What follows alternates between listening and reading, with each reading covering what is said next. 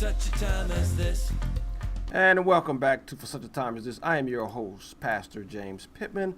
Want to deal with the other ugly topic of racism once again. A news clip that made the rounds, that had a lot of reaction, that's very interesting. Let's take a listen. I know this has been a very difficult week for you in the state of Virginia, so where would you like to begin? Well, it has been a difficult week, and you know, if you look at Virginia's history, we're now at the 400-year anniversary. Just 90 miles from here, in 1619, the first indentured servants from Africa landed on our shores in Old Point Comfort, what we call now Fort Monroe. And while also known as slavery. Yes. Yeah.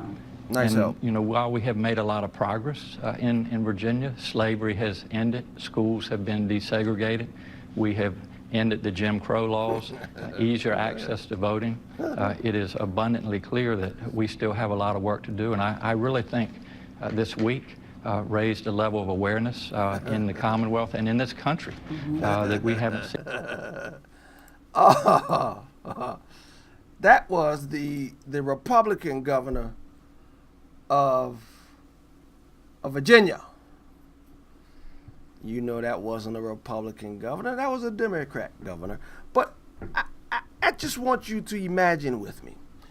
Imagine if a Republican said indentured servant, and look, I saw some pushback on it. I saw the article in which when they officially came here in 1619, I believe he said, it was officially indentured servitude, and then it turned to slavery later on.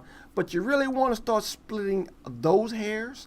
I tell you what if Donald Trump would have said that the first indentured servants came in 1692? Do you think he would have been afforded the correction that, well, yeah, officially slavery didn't start in 1691? And by the way, it's pretty natural. I get indentured servitude mixed up with slavery every day. Don't you?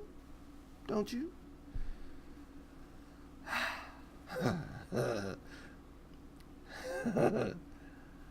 Look, people. Slavery was awful. And slavery was in the past. The only reason we're talking about this is because Governor Northam, he was the race baiter in the election, the Virginia gubernatorial election. And you typically have people for political reasons, race baiting. Everything is racism. And let's be honest, it's usually from the Democrats going toward Republicans. Democrats are always calling Republicans racist. Republicans to disagree with something, and if it's a black man or a black woman, racist. If you said Barack Obama had an ugly tie on, they would say because you're racist. Well, we don't like his health care plan. Racist. We don't like that policy. Racist. I hope that Christians of all color, especially black Christians, don't throw that word around so lightly. Please don't. Please don't, because it degrades it. And when it really happens, it's like the boy that cries wolf. It loses its impact. It loses its power.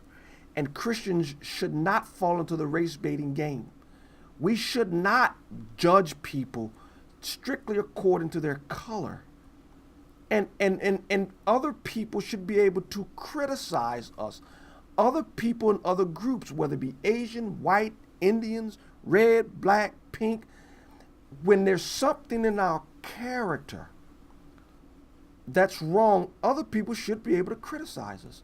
I think it's pretty insecure of any black person to yell racist whenever anyone criticizes us.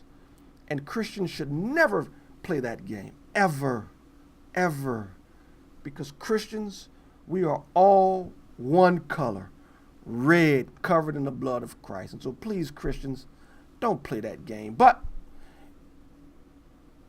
if Trump would have made that mistake, indentured servitude, oh, please.